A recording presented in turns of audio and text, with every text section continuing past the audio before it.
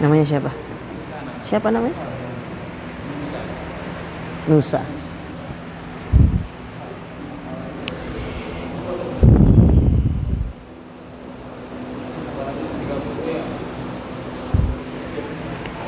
Tes. Mana suaranya ini? Cek. Cek. 1, 2. Cek. Tes.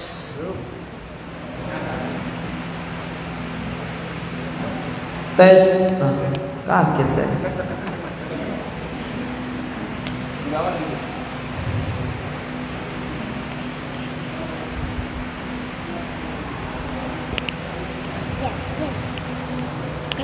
Kenapa? Ya.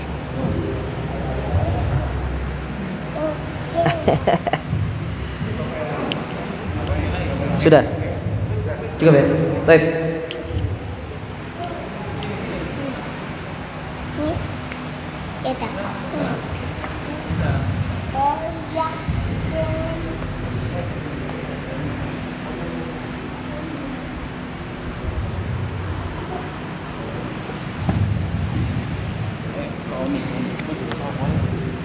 Bismillahirrahmanirrahim. Assalamualaikum warahmatullahi wabarakatuh.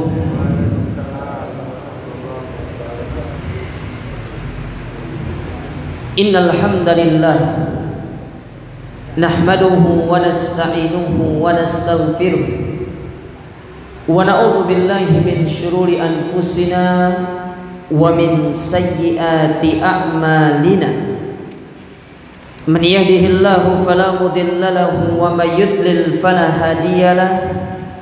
Wa asyhadu an la ilaha illallah wahdahu la syarikalah. Wa asyhadu anna Muhammadan abduhu wa rasuluh. Ya ayyuhalladzina amanu taqullaha haqqa tuqatih wa la tamutunna illa wa antum muslimun. Ya ayyuhan nasu taqu rabbakumul ladzi khalaqakum min nafsin wahidah wa khalaqa minha zawjaha wa batha minhuma rijalan katsiran wa nisaa'a wattaqullaha alladzi tasaaluna bihi wal arham innallaha kana 'alaikum raqiba. Amma ba'du, kaum muslimin wal muslimat, para ikhwan dan akhwat, para jamaah Masjid Al-Hikmah yang semoga senantiasa dan dimuliakan oleh Allah Subhanahu wa taala. Alhamdulillah, kita bersyukur kepada Allah Subhanahu wa taala atas segala kenikmatan yang Allah anugerahkan kepada kita sampai saat ini. Nikmat iman, nikmat Islam, nikmat kita masih dimudahkan oleh Allah Subhanahu wa taala untuk mempelajari tentang agama Allah yang mulia ini. Sehingga dengan kita belajar, kita bisa mengangkat kebodohan, mengangkat kejahilan dari diri-diri kita. Dan mengangkat kejahilan dari diri itu, para jamaah, itu merupakan salah satu nikmat yang sangat agung di sisi Allah Subhanahu wa taala. Al-Imam Ibnul Qayyim Al-Jauzi, beliau pernah mengatakan di dalam sebuah ungkapan beliau yang sangat indah, beliau menyebutkan al-ilmu aslu kulli khairin. Ilmu itu merupakan pangkal segala kebaikan. Wal jahlu aslu kulli syarrin. Sedangkan kejahilan itu merupakan pangkal dari segala keburukan. Maka terus semangat kita belajar, karena dengan kita belajar berarti kita sedang berjalan dan menuju proses kebaikan, menjadi manusia yang baik, menjadi hamba yang baik. Sedangkan orang-orang yang enggan untuk belajar, tidak mau mempelajari tentang Islam, maka pada hakikatnya dia sedang berada dan ingin terus berada di atas keburukan. Ma'asyiral muslimin, sidang salat Jumat, ma'asyiral muslimin, jamaah yang dirahmati dan dimuliakan oleh Allah.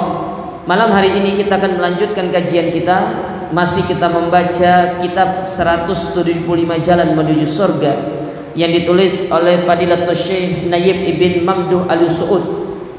Dan malam hari ini kita akan masuk pada halaman yang ke-13, yaitu poin yang kedua, cara penghuni surga masuk ke dalam surga. Tapi sebelumnya saya mau tanya dulu. Nah, ini ada hadiah. Ya, tanya dulu dong. Ya. Hadiahnya ini satu-satu atau boleh dua? Dua gitu kan? Satu-satu aja. Oh iya. Toyib. Pertanyaannya. Angkat tangan dulu. Siapa jawab? Gentleman kita orang nih. Angkat tangan dulu baru tanya.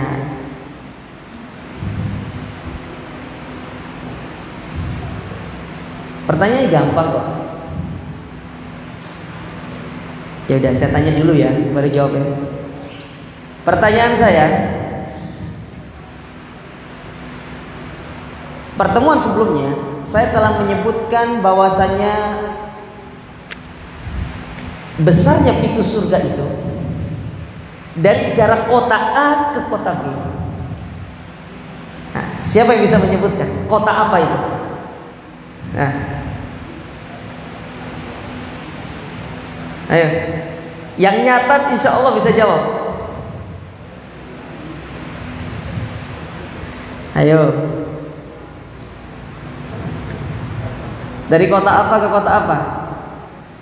Ibu-ibu ndak boleh searching, ndak boleh cari di Google.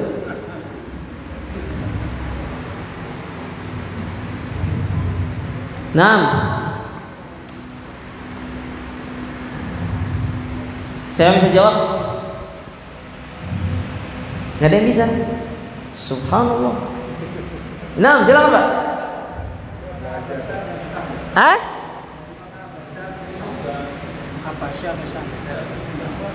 Apa? Habasyah. Habasyah ke? Baik, kurang tepat. Tapi saya kasih hadiah karena berani jawab. kasih hadiah, tolong. Ya. Siapa bisa? Ayo.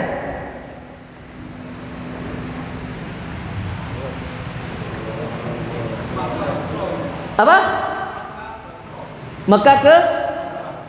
Mekah ke Basra. Kurang tepat tapi tidak apa-apa. Kasih hadiah. Mekahnya sudah benar. Ya, Mekahnya sudah benar. Ibu-ibu sekarang. Ibu-ibu saya mau jawab. Dari mana, Bu? Dari Mekah ke mana? Saya enggak dengar suaranya tapi ya. Gini aja.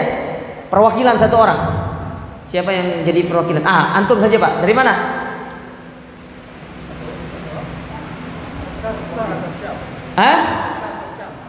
Mekah ke? Itu yang jawab satu orang atau banyak? Mekah ke?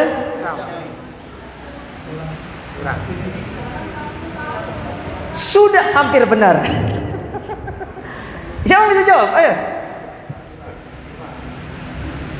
Ini kalau tidak bisa jawab saya tidak kasih hadiah ini karena ini hadiah inti soalnya. Ya. Siapa bisa jawab? Dari Mekah ke? Ayo, siapa bisa jawab?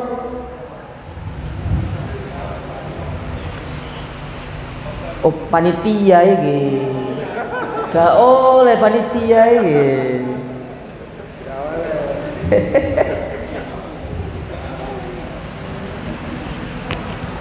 Dari Mekah ke mana? Ayo. Tadi sudah hampir benar, Mekah ke Basrah itu. Cuma Basrah salah. Siapa? Yang di luar? Siapa bisa jawab? Wah, nggak mari pengajian kita ini. Ibu-ibu, ada yang mau jawab lagi? Yang nyatat pasti tahu.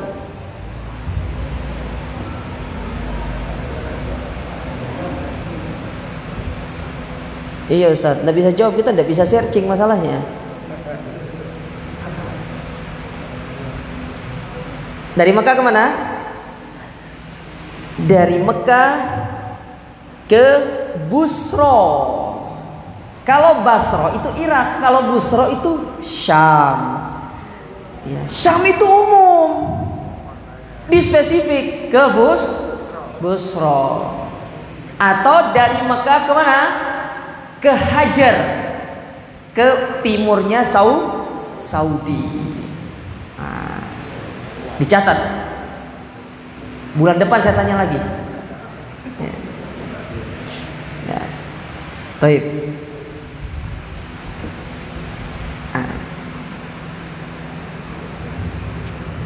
Ya itu apa namanya?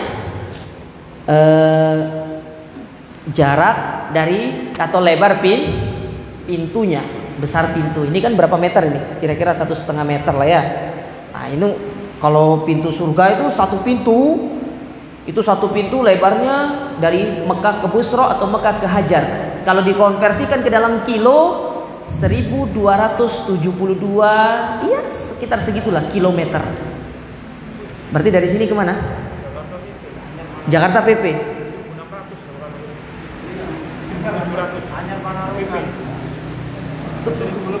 Lebih berarti. Jakarta PP 1.700 kilo. Loh masa ada orang buat pintu PP gitu kan? Gimana maksudnya buat pintu PP? Iya dikonversikan. Atau kalau lurus, jadi dari Surabaya kemana? Medan berarti? Enggak sampai. Enggak sampai. Kalau dari sini ke Jakarta tahu ada 750 kilo ya. 800 kilo. Berarti tinggal tambah 400 kilo. Palembang. 400 kilo Surabaya Semarang. Oh, Surabaya Semarang. Ya wis itulah pokoknya ya. Enggak mari-mari kita kaji nanti. Baik. Nah, itu lebar apa pintu surga. Nah, sekarang kita akan belajar tentang bagaimana cara penghuni surga itu masuk surga. Jadi cara masuknya. Karena ternyata masuk ke dalam surga itu tidak seperti seorang masuk ke dalam rumah, nggak sama. Iya, ada caranya ternyata. Sebagaimana kita kalau masuk surga disambut oleh malaikat, di mana malaikat mengatakan salamun alaikum bima sabartum. Keselamatan bagi kalian wahai penduduk surga setelah kalian bersabar atas apa yang kalian lakukan di atas muka bumi. Kalian sabar dalam beribadah, bangun subuh, sholat malam, segala macam. Sabar dengan ujian-ujian yang Allah berikan kepada kalian. Kalian bersabar, maka sekarang kalian mendapatkan kebahagiaan. Itu kata malaikat. Nah sekarang gimana caranya masuk ke dalam surga itu? Atau bagaimana kondisi penduduk surga ketika masuk? Kita baca hadis. Hadis ini itu kalau tidak salah diriwayatkan dari Abu Sa'id Al-Khudri kalau tidak salah. Oh afwan, dari Abu Hurairah radhiyallahu taala anhu. Diriwayatkan dari sahabat Abu Hurairah radhiyallahu taala anhu. Kalau di dalam bukunya itu kalau tidak salah sebentar. Di dalam Sahih Bukhari itu dibawakan di sini nomor hadis 3246. Coba nanti di cross check ya. Ya. 3246. Coba nanti di cross check aja ya. Taib. Kita bacakan hadisnya. Dari Abu Hurairah radhiyallahu taala anhu, Nabi sallallahu alaihi wasallam bersabda. Ini nanti saya bacakan hadisnya. Setelah itu nanti saya akan membawakan penjelasan ulama terkait hadis yang mulia ini, biar kita punya gambaran yang lebih jelas. Nabi bersabda, "Inna awwala zumratin yadkhulunal jannata ala suratil qamari lailatal badri." Sesungguhnya kelompok yang pertama kali masuk surga itu mereka adalah kelompok yang wajah mereka itu seperti bulan purnama. Antum pernah lihat bulan purnama? Ya, terang bulan banyak. di luar sana. Tapi bulan purnama jarang terjadi. Kalaupun terjadi bulan purnama itu dari tanggal 14, 15 puncaknya, 16 mulai meredup. Biasanya di bulan Ramadan itu sering diperhatikan bulan purnama itu. Ya, bulan purnama itu maksudnya adalah bulan ketika bulan itu sempurna. Nah, bulan purnama ini itu diibaratkan oleh Nabi SAW nanti di akhirat ketika kita masuk surga, nanti akan ada babnya. Ya, babnya itu ketika kita melihat Allah seperti kita melihat bulan purnama. Jadi terang benderang, tidak berdesak-desakan. Nah, kita kan biasa kalau ada kecelakaan kan desak, "Sisi minggir Pak, saya pengen lihat." Gitu. Kalau ini tidak perlu berdesak-desakan. Semua penduduk surga bisa melihatnya dari tingkatan yang paling atas sampai tingkatan yang paling bawah, semua akan bisa melihat Allah Subhanahu wa taala. Jadi kelompok yang pertama itu seperti bulan purnama. Walladzina yalunahum asyadda qawqabi durriyin fis sama'i idha'atan. Adapun kelompok berikutnya yang masuk ke dalam surga seperti bintang yang sangat terang benderang. Tapi kalau kita bandingkan di langit, cahaya mana yang lebih terang? Cahaya bulan atau cahaya bintang? Cahaya bulan. Dalam hadis yang lain Nabi pernah bersabda, "Fadlul alimi 'alal abidi kafadril qamari 'ala sa'iril kawakib." Keutamaan orang yang berilmu dibandingkan dengan ahlu ibadah itu seperti bulan di antara kumpulan bintang-bintang. Kalau ada bulan, ada rembulan, kalau ada rembulan, ada bintang, yang paling notice duluan kita pasti melihat bulan. Itu keutamaannya. Ya, makanya kelompok yang pertama ini masuk ke dalam surga itu seperti rembulan wajahnya. Adapun kelompok kedua cahayanya seperti bintang. Artinya agak sedikit redup gitu loh. Ya. Taib. Berapa? 3006. Berarti itu Sahih Bukhari 3006. Ya, berarti ini ada salah penulisan nomor kayaknya. Iya. Beda, biasanya beda cetakan itu beda. Iya. Taib. Kita lanjut. Kata Nabi SAW, la yabuluna wa la yataghawatuna wa la yamtakhituna wa la yatfuluna. Adapun mereka yang masuk ke dalam surga satu, mereka tidak akan pernah BAK. Apa BAK itu? Buang air kecil. Jadi tidak ada istilah orang di surga itu kebelit pipis, itu tidak ada. Ustaz, saya kebelit pipis di surga. Oh, no, toiletnya tak? Tidak ada toilet di surga itu. Ya, tidak ada toilet. Terus gimana kita kalau pipis, Ustaz? Dong kita tahan. Lah. Nanti akan disebutkan di sini. Ya. Wala yataghawatun, tidak ada istilahnya lagi buang air besar. Buang air kecil, buang air besar tidak ada lagi. Ya. Wala yamtakhitun, tidak pula ingusan. Oh, bahasa Jawanya ingus. Itulah pokoknya. Nggak ono ceritanya nanti begini-gini tuh. Apalagi yang sering pakai fix di hidungnya tuh. Nggak ono itu nanti. Ya, nggak ada dalam surga. Gimana kalau saya pilek, Ustaz? Nggak ada pilek-pilek di surga itu. Ya. Apalagi cari Alfamart, Indomaret, nggak ono sudah. Oke, ini kan setiap 100 meter Alfamart, Indomaret. Ya. Kalau di Jawa ini setiap 100 meter Alfamart dan Indomaret. Kalau di Lombok setiap 100 meter ada masjid. Nah, jadi Jawa itu pulaunya Alfamart, Indomaret. Kalau Lombok pulau masjid. Ya, itu bedanya. Wala yakfulun, tidak pula mereka itu berludah. Ya. Amsyatuhum adzahab, sisir-sisir mereka terbuat dari emas. Bayangkan, sisirnya terbuat dari emas ya, Pak. Kalau kita terbuat dari apa sekarang? Plastik. Ya. Dipakai sedikit patah. Kalau di surga terbuat dari emas. Weman rek, dipakai sisir, asal dijual. Asal dijual ya.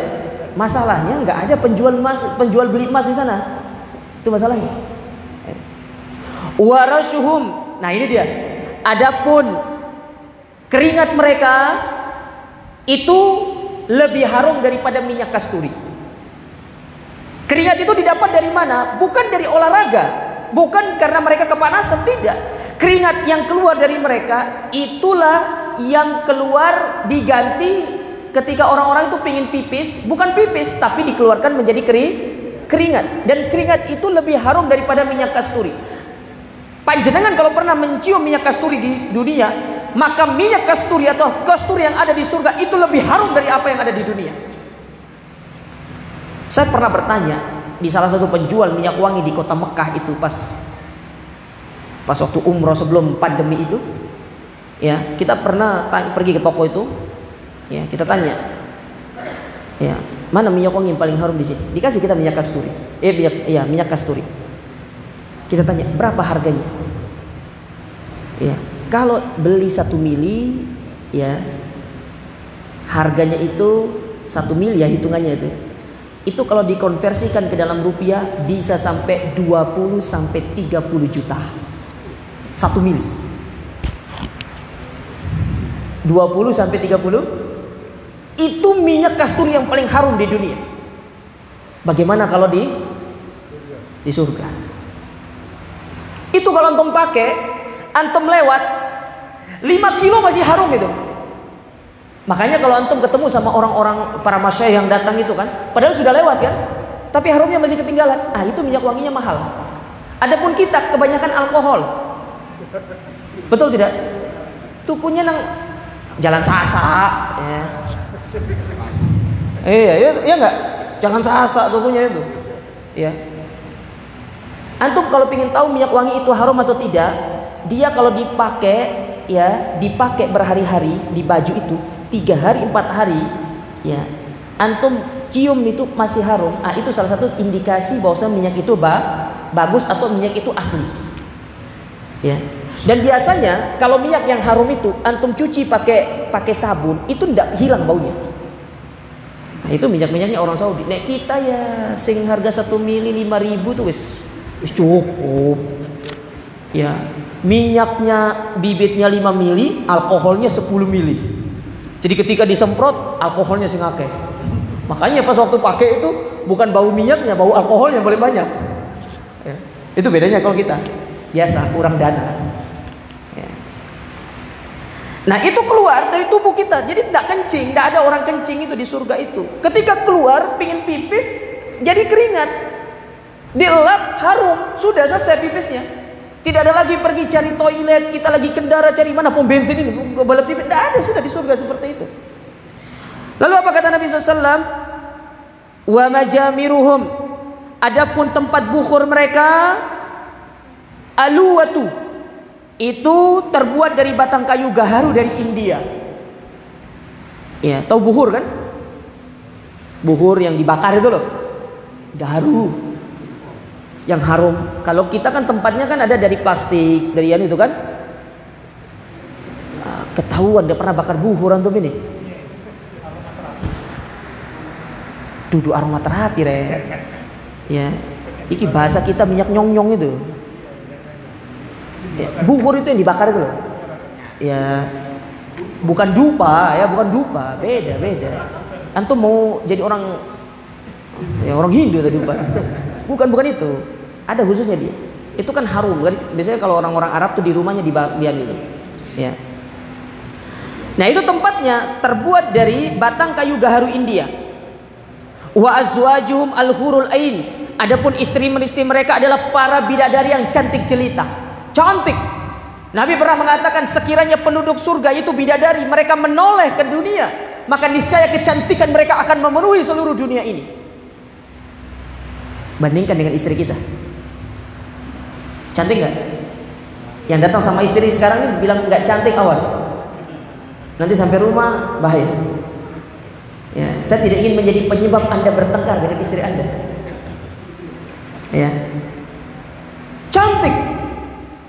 Ya, saking cantiknya bidadari itu sampai Nabi SAW mengatakan, andai kata mereka dibungkus dengan 70 kain, maka akan tetap terlihat kecantikannya di balik 70 kain tersebut. Tetap tampak. Ketika mereka minum, terlihat air itu mengalir di dalam tubuh mereka. Nah, kita kalau di zaman sekarang ada orang minum, kelihatan ini kayaknya setan ini. Iya, bahaya. Tapi di surga indah, putih, mahal bidadari itu. Makanya Allah siapkan bagi mereka penduduk-penduduk surga. Suami-suami mereka sudah siap untuk mendatangi mereka. Bayangkan satu orang dapat 70 bidadari. Cantik, jelita, rupawan. Beda dengan istri kita di dunia. Tapi tenang ibu-ibu, nanti kalau ibu-ibu masuk surga, ibu-ibu yang paling cantik nanti, bukan bidadarinya.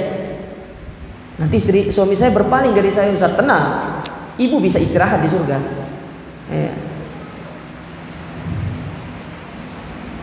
Akhlaquhum ala khuluqi rajulin wahid. Adapun ketika kita dimasukkan ke dalam surga, maka bentuk kita itu sama semua, tidak ada bedanya. Kalau sekarang kan ada tingginya sekian, lebar badannya sekian, panjangnya sekian, gini kan, ukuran kakinya sekian. Kalau sudah masuk surga, dalam satu bentuk, yaitu bentuknya Nabi Adam, setinggi 60 hasta, semua rata 60 hasta. Yang di dunia cuma 150 cm, atau mungkin dahulu seperti Nabi Adam, semuanya akan sama rata.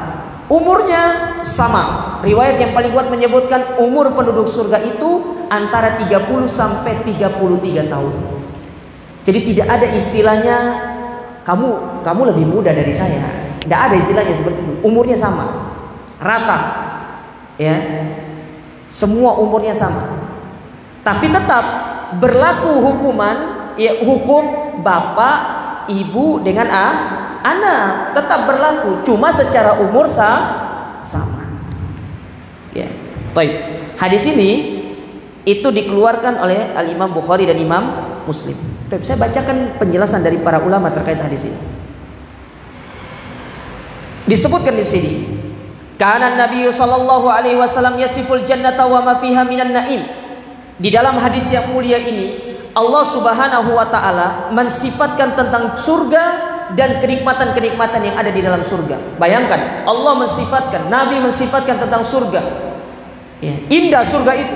Antum kalau baca kitab Riyadhus Shalihin di bab yang terakhir pada Kitabul Istighfar, di bab yang dibawakan oleh Imam An-Nawawi, itu terkait masalah pesona surga, itu dibawakan dalil-dalil hadis-hadis yang berbicara tentang surga. Kalau antum baca secara seksama para jamaah sekalian, antum seolah-olah akan menganggap sepertinya surga itu adalah sebuah fantasi belaka. Kayaknya tidak ada surga itu. Tapi begitulah Allah cara menggambarkan surga itu, jamaah. Indah, penuh dengan kenikmatan. Dalam Al-Quran Allah sebutkan bagaimana surga itu, pohon-pohon surga kutufuha daniyah, pohon-pohonnya itu rendah. Kalau sekarang, ya, kita kalau ingin ngambil buah, apalagi kalau tinggi, harus pakai alat kan? Kalau nggak pakai tangga, ya pakai apa namanya ini? Ya pakai galak. Kalau surga enggak, kutufuha daniyah, tumbuh-tumbuhannya rendah. Di sini ada beberapa tafsir dari kalangan para ulama. Yang pertama menyebutkan kutufuha daniyah, buah-buahnya rendah, maksudnya memang rendah. Jadi kalau dipetik itu tinggal gini, tidak perlu kita begini. Ada kan orang yang jinjit, gitu? Ada kan harus orang seperti ini. Kalau di surga enggak, memang dekat dia. Ketika tangan kita meraih buah itu, bisa diraih dengan gampangnya. Itu tafsir yang pertama. Tafsir yang kedua, dan ini yang dipilih oleh para jumhur ulama, bahwasanya yang dimaksud dengan kutufuha daniyah, pohon-pohonnya atau buah-buahnya itu dekat, yaitu pohon itu pada hakikatnya tinggi. Tapi ketika penduduk surga ingin memakan pohon tersebut, maka pohonnya itu datang mendekat kepada kita. Fa subhanallah. Saking dipikirkan seperti itunya sama Allah Subhanahu wa taala untuk memanjakan penduduk surga. Antum tidak ada ceritanya ada pohon datang tunduk kepada kita. Kalau ada pohon tiba-tiba merendah kepada kita, oh bahaya, ini jin bahaya. Kabur kita orang. Kalau surga enggak. Disebutkan oleh para ulama, apa sih manfaatnya? Kenapa Allah mendekatkan pohon-pohon tersebut? Kenapa Allah menjadikan pohon itu sangat rendah untuk mudah digapai? Itulah bagaimana Allah memuliakan penduduk surga supaya tidak ada sedikit pun kesusahan yang mereka rasakan di dalam surga. Sampai memetik buah saja Allah pikirkan bagi para penduduk surga. Kita bayangkan coba, bagaimana Allah menyiapkan semua itu kepada kita. Ya. Allah Subhanahu wa taala berfirman di dalam surat Al-Insan misalkan, ya. pada ayat yang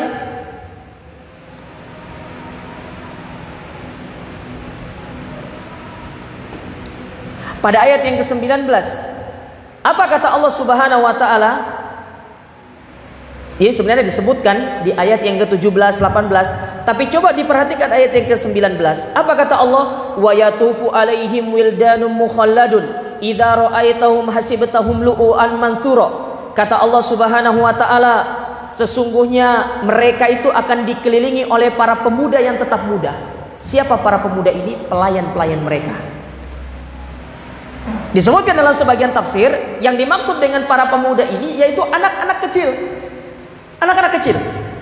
Jadi yang akan menjadi pelayan penduduk surga itu anak-anak kecil. Bagaimana sifat mereka? Apabila kamu melihatnya, kamu kira mereka itu seperti mutiara yang bertaburan. Maksudnya bagaimana? Pelayannya banyak.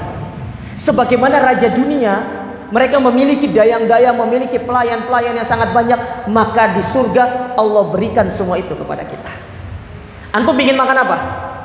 Ustaz, saya ingin makan nasi rawon. Tidak perlu antum pergi keluar untuk beli, pergi ke dapur untuk ngambil. Mereka yang akan datang sendiri, dibawakan oleh pelayan-pelayan tersebut. Antum ingin makan apa?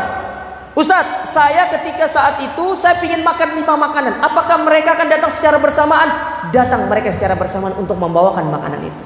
Saking segitunya dipikirkan sama Allah Subhanahu wa taala untuk para penduduk surga. Maka coba lihat, Allah menyebutkan di sini. Nabi SAW menceritakan di dalam hadis ini tentang bagaimana kenikmatan surga. Saking kita disuruh untuk menikmati surga itu jamaah, sampai waktu untuk buang air besar, buang air kecil ditiadakan, diganti dengan kita mengeluarkan keringat. Kalau ingin buang air besar, cukup dengan kita bersendawa, supaya kita bisa langsung menikmati kenikmatan surga berikutnya. Subhanallah jamaah. Bayangkan bagaimana Allah Subhanahu wa taala menyiapkan kepada kita. Ya. Belum lagi kalau kita berbicara tempat tidurnya, belum lagi kita berbicara istananya, dan itu akan disebutkan nanti di sini. Belum lagi kita berbicara tentang bagaimana minuman penduduk surga. Kalau di dunia Allah mengharamkan yang namanya khamar, di surga ada yang namanya sungai yang mengalir khamar. Kalau di dunia kita kebiasaan minum susu, tapi kalau susunya tidak minum pasti basi. Di surga nggak ada istilah susu basi itu. Minuman-minuman surga itu lebih enak daripada minuman-minuman yang ada di dunia. Taib. Hasan linnasi al-ijtihadi fi ta'ati hatta yanalul jannah.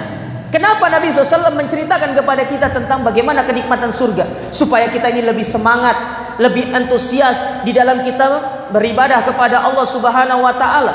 Karena Allah dan Rasulnya telah menyiapkan sesuatu yang sangat indah kepada kita. Kama kana yubayyinu asbabil abqiyati fi duhuliha. Sebagaimana di dalam hadis ini pula disebutkan kepada kita bahwasanya penduduk-penduduk surga itu akan menikmati kenikmatan tersebut tanpa ada sedikit pun hal yang akan mereka tinggalkan dan akan mereka lalaikan dari kenikmatan-kenikmatan surga. Kemudian wa fi hadzal hadithi yasifun Nabi sallallahu alaihi wasallam ahlal jannata jami'an bil husni wal jamali. Di dalam hadis ini pula Nabi sallallahu alaihi wasallam menggambarkan penduduk surga itu semuanya indah dan ganteng-ganteng. Jadi tidak ada istilah penduduk surga itu yang jelek. Antum yang biasa-biasa di dunia mukanya tenang, di surga ganteng. Ibu-ibu yang di dunia biasa-biasa rupanya tenang, di surga cantik. Tidak ada yang jelek. Yang hitam di dunia masuk surga putih.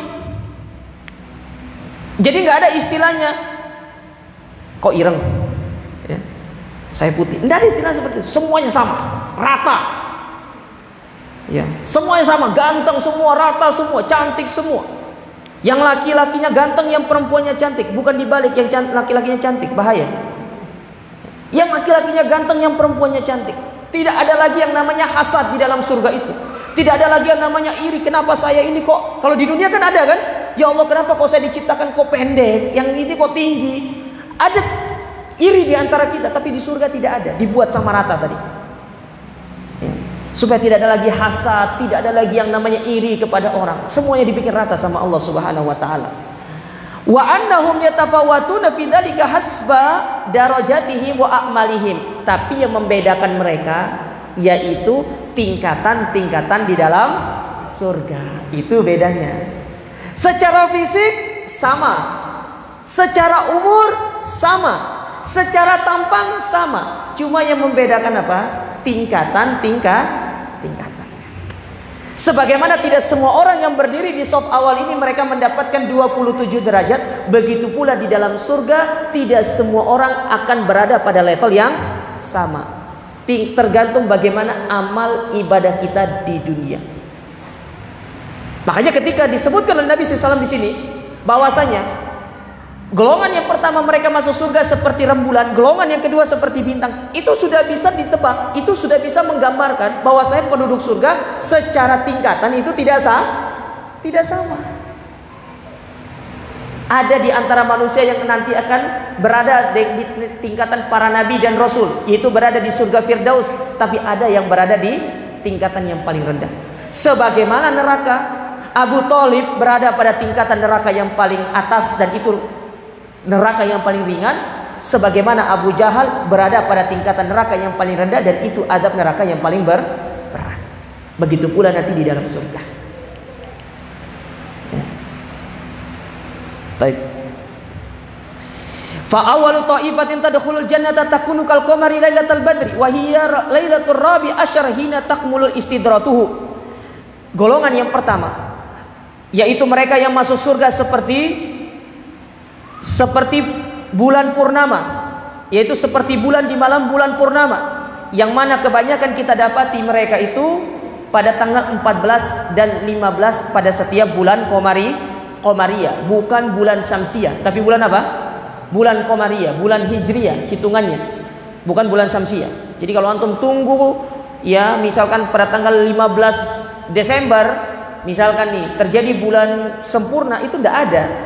Terjadi pada bulan Qamariyah. Ya. Gimana sifatnya bulan di bulan purnama itu? Cahayanya terang, ya, enak dipandang. Nah, itulah gambaran penduduk surga atau rombongan pertama yang akan masuk surga. Indah dipandangnya, cahayanya sempurna. Apa sebabnya? Karena di dunia mereka adalah orang-orang yang semangat beribadah kepada Allah Subhanahu wa taala. Secara kuantitas ibadah mereka besar, tinggi. Ya, makanya saya bilang tadi tidak semua orang yang berada di saf awal ini mereka mendapatkan 27 derajat, tidak. Ada orang yang datang sholat, berdiri di saf awal, mungkin niatnya hanya sekedar ingin dikatakan sebagai penghuni tetap Masjid Al-Hikmah. Tapi ada orang yang datang ke sini benar-benar dia itu sholat untuk mendapatkan pahala 27 derajat. Padahal secara posisi mereka berdiri pada saf yang sama, berdiri di masjid yang sama, melakukan sholat di waktu yang sama. Tapi ketika mereka keluar, secara pahala mereka tidak mendapatkan pahala yang sama. Itu tergantung dengan apa? Niatnya. Makanya kata para ulama dalam sebuah ungkapan mereka mengatakan rubba amalin sogirin tukabbiruhun niyah wa rubba amalin kabirin tusoggiruhun niyah. Betapa banyak amalan yang kelihatannya kecil tapi ternyata besar di sisi Allah Ta'ala lantaran karena niat mereka yang ikhlas.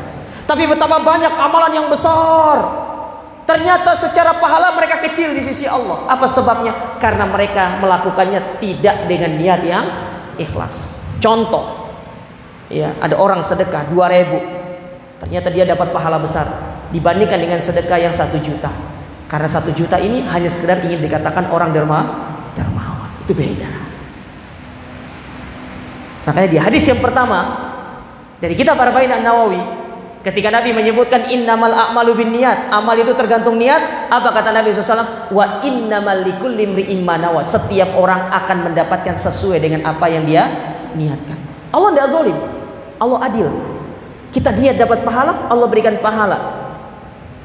Tapi kalau kita meniatkan untuk mendapatkan hanya sekedar pujian, mendapatkan sanjungan dari orang, ingin dikatakan begini, ingin diakui sama orang lain, maka itu pun yang akan kita dapatkan, tapi pahala tidak kita dapatkan. Dan ini sering kita nasihati seperti orang pergi umroh, pergi haji. Kita sering menasihati kepada mereka. Bayangkan itu ibadah yang besar jemaah, mengeluarkan uang, meninggalkan negara, pergi dengan membawa bekal yang banyak. Bahkan dikatakan oleh para ulama tidak ada ibadah yang mahal kecuali ibadah haji dan umroh. Jangan sampai ibadah yang mahal setelah uang kita keluarkan, harta kita keluarkan, ya fisik kita korbankan, sampai di sana kita pulang bukan mendapatkan apa yang dijanjikan oleh Nabi SAW. Al-hajjul mabrur laisa lahul jaza illal jannah. Haji yang mabrur itu balasannya adalah surga. Jangan sampai kita tidak mendapatkan itu lantaran karena kita pulang hanya ingin dipanggil sebagai Pak Haji. Nah, jangan. Wallah, itu tidak bermanfaat. Kita bisa berbangga dengan kita dikatakan kita Pak Haji, kita dikatakan ini. Tapi pahala yang besar yang Allah janjikan kepada kita, kemana larinya? Yang seharusnya itu bisa mengangkat derajat kita, bisa mengangkat surga kita, tapi karena niat kita yang salah, ibadah tersebut tidak bisa menjadi sebab kita dimasukkan ke dalam surga yang tinggi. Nah, ini beda, bertingkat-tingkat, tidak sama. Makanya Nabi SAW mengatakan apa? Di surga itu mi'atu darajah, ada 100 derajat. Tingkatan yang paling tinggi, tingkatan yang ke-100. Itulah yang disebut dengan surga Firdaus. Makanya Nabi SAW mengatakan apa? Fa idza sa'altumul jannata fas'alil firdausal a'la. Kalau kalian minta surga Firdaus kalian. Jangan minta ya Allah, masukkan saya ke dalam surga meskipun di emperannya. Ndak ono emperan surga itu. Ndak ono emperan surga itu. Yang ada kalau antum masuk ke surga, ya sudah masuk ke dalam pintunya, tidak ada emperannya. Kalau emperannya itu masuk melebu neraka. Ada ceritanya emperan surga itu. Antum kira surga itu kayak masjid ono emperannya tak? Iya. Ya Allah, masukkan saya ke dalam surga, ya. Meskipun di ininya segala macam. Kita itu kalau dalam surga, kalau minta surga kok tanggung-tanggung gitu loh. Sekalian minta yang tinggi gitu loh. Jangan minta yang rendah-rendah. Coba kalau urusan dunia, berusaha untuk kita mendapatkan yang tinggi. Kalau beli rumah, usahakan beli rumah yang paling besar di komplek itu. Kalau beli mobil, usahakan yang paling mewah. Tapi giliran surga, mintanya apa? Ya penting saya melebu surga ya Allah. Ini contoh orang mukmin yang salah. Salah seperti ini. Sekalian minta yang tinggi, jangan minta yang rendah. Ya. Seorang mukmin itu tidak terkenal dengan cita-cita yang rendah, tapi cita-citanya tinggi. Itu seorang mukmin. Minta surga yang paling tinggi sekalian, berdoa. Kenapa? Kalaupun kita tidak masuk surga yang paling tinggi, mungkin bisa satu level di bawahnya. Ini enggak, sudah minta surga yang paling rendah. Yo seperti aku melebu surga, urusan besok dimanapun terserah Allah Ta'ala. Salah. Itu kembali kepada kita, kehendak kita juga ada di situ. Kita ingin masuk surga ke tingkatan yang berapa, itu ada. Apa istilahnya? Kontribusi kita itu ada. Dan itu diwujudkan dalam bentuk amal ibadah. Ya. Tidak sama antara orang yang sering sholat malam dengan orang yang tidak pernah sholat malam. Itu tidak sama. Ya. Tidak sama antara orang yang sholat 5 waktu, sholat di masjid hanya Jumatan dengan sholat 5 waktu di masjid itu tidak sama. Tidak sama orang yang mempraktekkan syariat Islam dengan orang yang tidak praktekkan syariat Islam. Begitu pula tidak sama wanita berjilbab dengan yang tidak berjilbab. Tidak sama. Allah membedakan. Yarfa'illahu alladhina amanu minkum walladhina utul ilma darajat. Tidak sama orang berilmu dengan orang jahil. Itu tidak sama. Allah bedakan. Begitu pula orang yang memperbanyak amal dengan ikhlas, dengan hanya sekedar memperbanyak amal tapi tidak ikhlas, itu pun tidak sama yang mereka dapatkan di surga kelak. Nah, ini perhatikan jemaah. Ya. Jadi kelompok yang pertama itu mereka itu masuk dengan penuh keindahan, sempurna karena amal ibadah mereka. Amma ta'ifatus tsaniyah fa innaha tushbihu fi suratiha aqwal kawakib nuran wa diya'an. Adapun kelompok yang kedua seperti bintang, cahayanya. Artinya tidak terlalu terang. Berarti secara tingkatan amal mereka itu tidak terlalu banyak seperti tingkatan atau seperti kelompok yang pertama. Ya. Tidak sama. Ya. Tapi mereka memiliki apa? Memiliki keutamaan. Ya. Lalu apa kata para ulama di sini? Amma sifatuhum an-nafsiyah wa khuluqiyah fahum kama wasafahumullahu alaihi salatu wassalam. Adapun secara fisik ya sudah, tidak ada bedanya. Cuma yang membedakan itu tadi, masuknya, derajatnya di surga keberapa, itu yang membedakan mereka. Penghuni surga pertama dengan surga terpaling rendah itu secara fisik sama. Secara bentuk wajah sama, gantengnya sama, cantiknya. Secara umur sama. Cuma derajatnya saja yang berbeda. Taib. Apa yang bisa diambil dari hadis ini? Pelajaran apa yang bisa diambil? Yang pertama, anna ahlal jannati yatana'amuna bi kulli madhahirin na'imi wat taraf. Seluruh penduduk surga itu akan merasakan kenikmatan. Dan mereka akan menikmati seluruh kenikmatan yang ada di dalam surga. Karena mereka itu kekal di dalam surga. Jadi perlu dicatat, orang kalau sudah masuk surga tidak akan keluar lagi. Tapi orang masuk ke dalam neraka ada dua kemungkinan. Bisa jadi penghuni tetap selama-lamanya, dan itu adalah mereka yang berbuat syirik dan mereka kufur kepada Allah. Dan ada yang menjadi penghuni sementara, yaitu mereka-mereka yang ketika meninggal dunia kemungkinan dosanya itu harus dibersihkan dulu ke dalam api neraka. Setelah selesai baru dimasukkan ke dalam surga. Tapi bukan ujuk-ujuk dikeluarkan langsung dimasukkan, tidak. Dikeluarkan, dimandikan ke dalam telaganya Nabi SAW supaya mereka itu ganteng. Adzan ya. Adzan terlebih dahulu, kita lanjutkan sedikit ini. Ya, silakan adzan terlebih.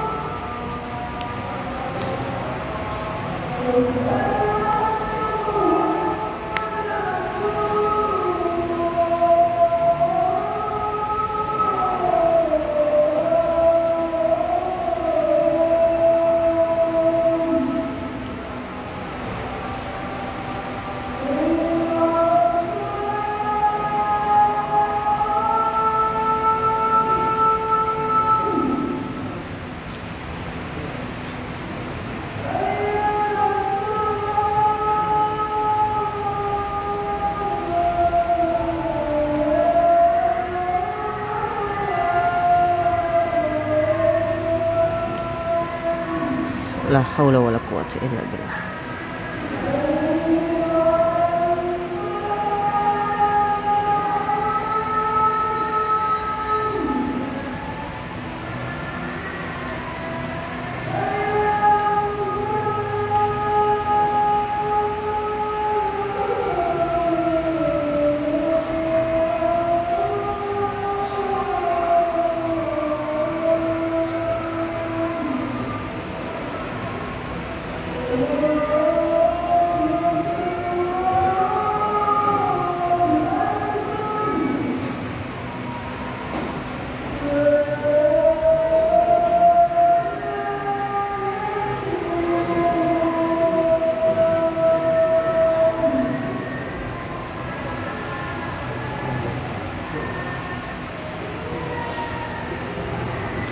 Allahumma rabbana lillahi ta'ala salatu wa barakatuh.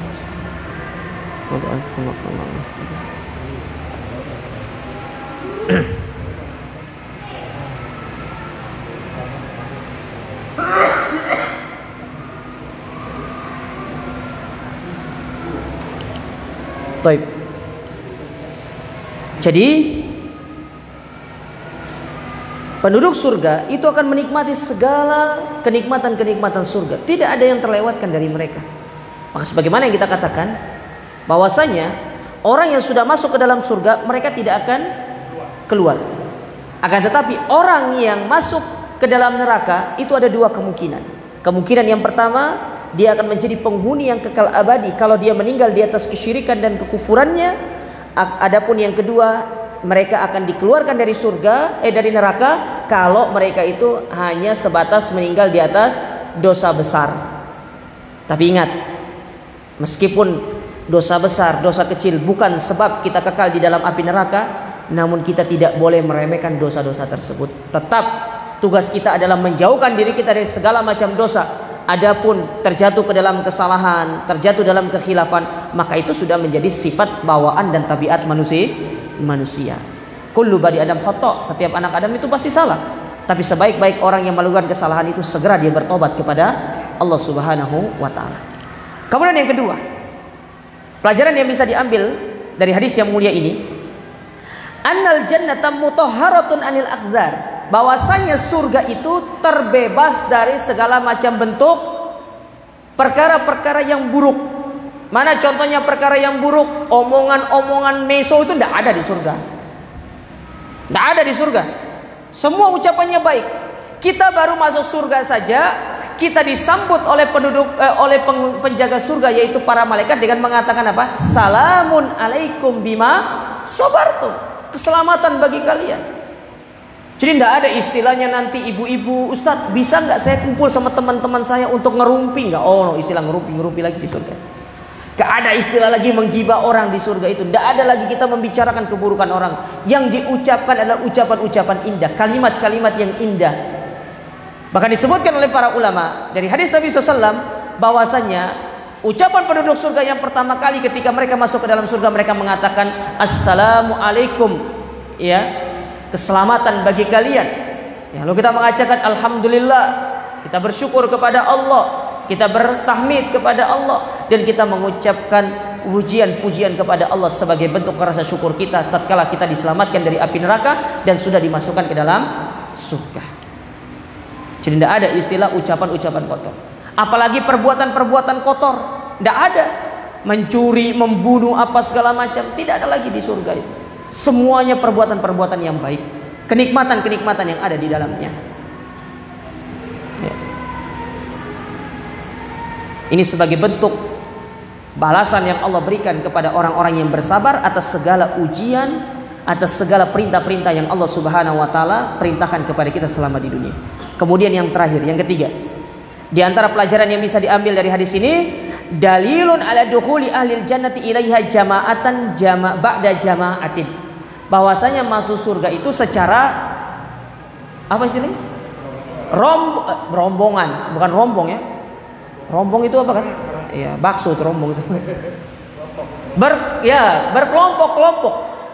Sebagaimana Allah sebutkan di dalam surat Az-Zumar ayat yang ke-73, wasiqal ladzina taqaw rabbahum ilal jannati zumara.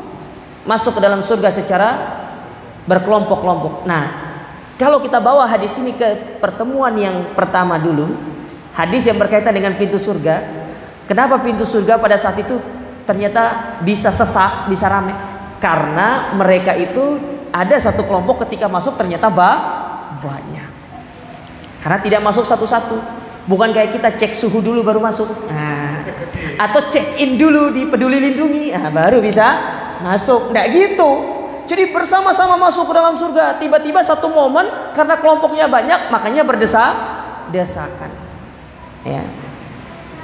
Tapi bukan berarti berdesak-desakan itu karena surganya sesak, tidak.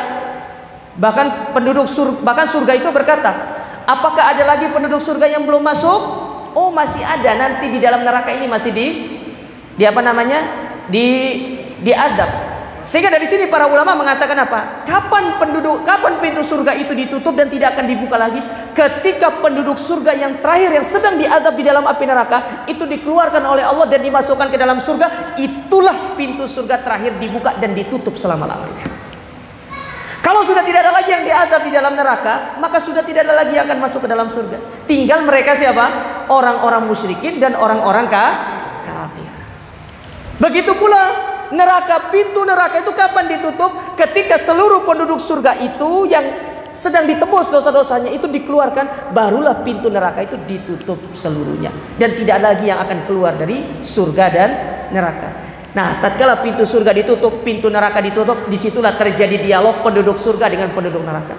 Penduduk surga bilang, apa kata penduduk surga? Aku bersyukur dahulu di dunia, aku capek, aku lelah beribadah, ini yang Allah berikan kepadaku. Sedangkan penduduk neraka, kata mereka, aku menyesal kenapa dulu di dunia aku tidak melelahkan diriku untuk ibadah kepada Allah.